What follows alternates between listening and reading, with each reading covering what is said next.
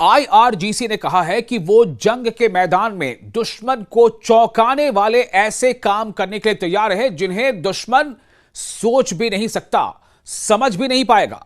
ये आईआरजीसी कह रही है। आईआरजीसी का मतलब Islamic revolutionary guard corps, Iran की सेना। आप आसान शब्दों में ये समझें दोस्तों, जिस तरह से अमेरिका और ईरान के बीच ये खींचातानी चल रही है और इन सब के दरमियान जिस तरह से ब्लॉकेड को लेकर के अमेरिका अडिग है और ईरान बार बार ये कह रहा है कि ये जो ब्लॉकेड अमेरिका ने लगा रखा है ये दरअसल युद्ध बंदी यानी जो सीज फायर है, जंग बंदी है, उसकी ये खिलाफ वर्जी है, उसका उल्लंघन है।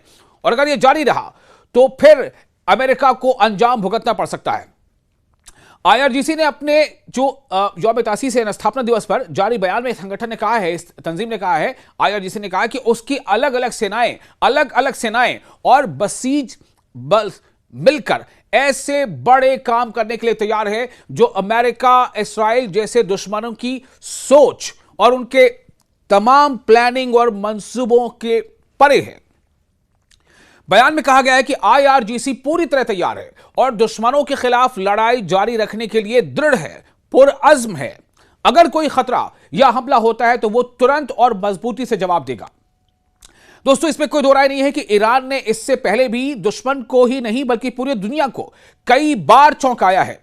चाहे वो ईरान की मिसाइल ताकत हो, चाहे ईरान की वो मछली वाली मिसाइलें हों, यानी कई तरह से नाम दिए गए ईरान को। और जिस तरह ईरान ने अमेरिका को कई मोर्चों पर जबरदस्त टक्कर दी है और जिस तरह ईरान ने इस्राइल के आयरन डोम का शिराजा बिखेर दिया है, तो अब ईरान एक बार फिर यह कह रहा है, यानी आईआरजीसी कह रही है ईरान की, कि दुश्मन ने सोचा भी नहीं होगा हम ऐसे हथियार या हम ऐसे हथकंडे इस्तेमाल करेंगे या हमारे पास ऐसी योजनाएं हैं। आईआरजीसी ने यह भी कहा है कि अगर फिर से जंग हुई तो वो दुश्मन को उसकी सोच से भी ज्यादा, उसकी कल्पना से भी ज्यादा नुकसान पहुंचाएगा। रिपोर्ट में कहा गया है कि 28 फरवरी को अमेरिका और इस्राइल ने बिना उकसावे के ईरान पर जो हमले की शुरुआत की थी, जिसमें ईरान के जो रहबरे आला आयतुल्लाह अली खामेनेई की हत्या कर दी गई थी, उनका कत्ल कर दिया गया था और तेहरान में परमाणु ठिकानों, स्कूलों, अस्पतालों और एक उपासना स्थल पर भी हमले किए गए। बल्कि कई ऐसे सेंटर्स को निशाना बनाया गया, यूनिवर्सिटीज को निशाना बनाया गया। इसके जवाब में ईरान की सेना ने ऑपरेशन ट्रू प्रॉमिस 4 के तहत कई बार जवाबी हमले किए। इसमें सैकड़ों मिसाइल और ड्रोन से वेस्ट एशिया में अमेरिकी ठिकानों और इस्राइल के इलाकों को निशाना बनाया गया। और इस हद तक ईरान ने अमेरिकी ठिकानों को निशाना बनाया, चाहे वो अमेरिकी ठिकाने, वो फौजी अड्डे सऊदी अरब में रहे हों, कतर में रहे हों, बहरीन में रहे हों, या यूएई में हो, या जॉर्डन में हो, या कुवैत में हो, लगभग हर जगह पर अमेरिकी अड्डे को निशाना बनाया। हालात यहां तक पहुंच चुके हैं कि ये तमाम देश अब अमेरिकी अड्डे को अपने यहां एक बोझ से कम नहीं समझते। इन्हें लगता है कि अब ये बोझ है, ये हमारे काम का नहीं रह गया। इससे रिलेटेड मैंने वीडियो भी आपको बना के पहले दिखाया था कि किस तरह से यूएई भी अब अमेरिकी फौजी अड्डे से पल्ला झाड़ रहा है। भाई आप चले जाओ, हम कर लेंगे अपनी हिफाजत। इस तरह के हालात सामने आ रहे हैं।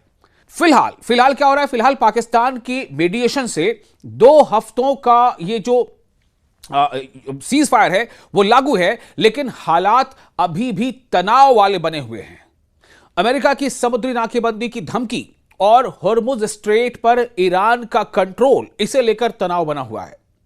आईआरजीसी ने कहा है कि मिसाइल और ड्रोन हमलों ने दुश्मन के ढांचे, जितने स्ट्रेटेजिक पॉइंट्स हैं, रणनीतिक केंद्र और सपोर्ट सिस्टम को भारी नुकसान पहुंचाया है। इससे दुश्मन की सोचने समझने की क्षमता पर असर पड़ा है और वो गलत फैसले लेने लगा है। इसके बाद उसे ईरान से संघर्ष विराम यानी सीज फायर की मांग करनी पड़ी है। आईआरजीसी यानी ईरान का यही मौकफ है कि सीज फायर की मांग दरअसल अमेरिका की तरफ से की जा रही है। अमेरिका को समझ नहीं आ रहा है कि वो क्या करे, किस तरह से जंग में आगे बढ़े। और इसीलिए चूंकि ईरान ने अमेरिका के जितने भी यांत्रिक हो सकते हैं जो तंत्र हैं, जो सूचना इकट्ठा करने के, वॉर से जुड़े जो रडार सिस्टम है, उन तमाम चीजों को इस पूरे मिडिल ईस्ट में या यूके वेस्ट एशिया में जबरदस्त नुकसान पहुंचाया, जिसके नतीजे में अमेरिका को यह एहसास नहीं हो पा रहा है कि आखिर वो करे तो क्या करे, और इसलिए अमेरिका ने सीज फायर चाहा। बहरहाल आईआरजीसी यानी इस्लामिक रिवॉल्यूशनरी गार्ड कॉर्प्स ने कहा कि अमेरिका और इस्राइल की सैन्य ताकत की छवि, उसकी शबीह, उसका जो अपना एक ऑरा था, वो कमजोर हो रहा है और अब वेस्ट एशिया में एक नया क्षेत्रीय व्यवस्था, एक नया रीजनल मैनेजमेंट बनने की हालात पैदा हो गए हैं, जिसमें विदेशी ताकतों, खासकर अमेरिका की